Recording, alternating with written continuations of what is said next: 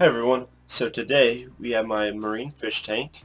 I've had this set up for about 5 years, starting off with just some barren rocks and sand, all the way to what I have now, having fish, corals, clams, crabs, and all sorts of small critters in it, but it could be so much better.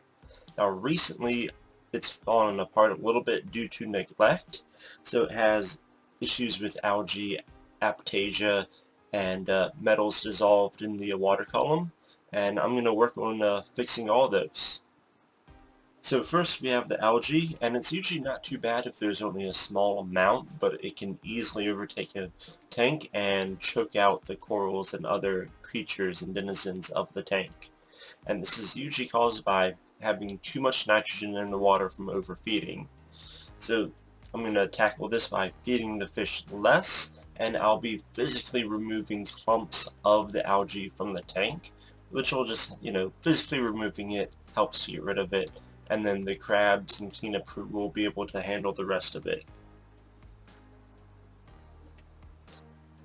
Next we have Aptasia, which is a weed coral. These things will pop up everywhere, grow within your filter, grow on all your rocks.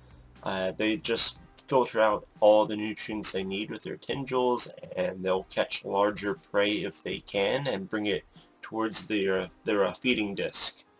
So the only way to deal with these are to try to poison them. There's a chemical called Aptasia X, where you just inject a small amount right on top of their feeding disc. Their tendrils will collapse on top of it to essentially tricking it into thinking that it's prey.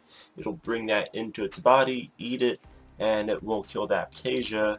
But they are so proliferous that it's hard to actually kill all of them, so there's always a constant small amount of them in the tank. It's just managing them over time.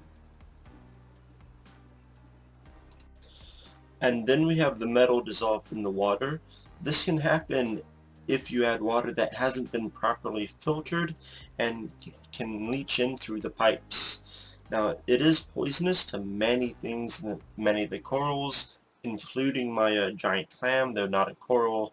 It's still very sensitive to these type of things. You can see here that my clam is actually already in decline and is actually too late to save, as they are very fragile. Once they're already in this state, it's very difficult to even save them. So he will likely die within the next few days.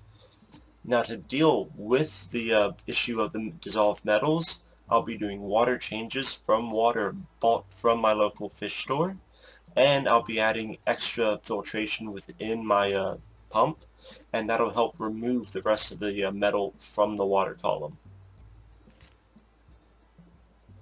So that's it for today. Please like and subscribe, ring that bell notification, and yeah, leave any comments and questions. I love hearing from you guys.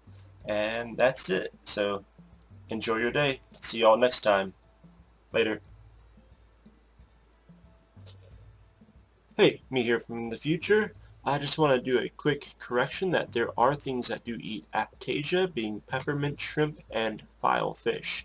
But with filefish, they nip at my corals, including my clam, so it's a difficult one for me to have in particular.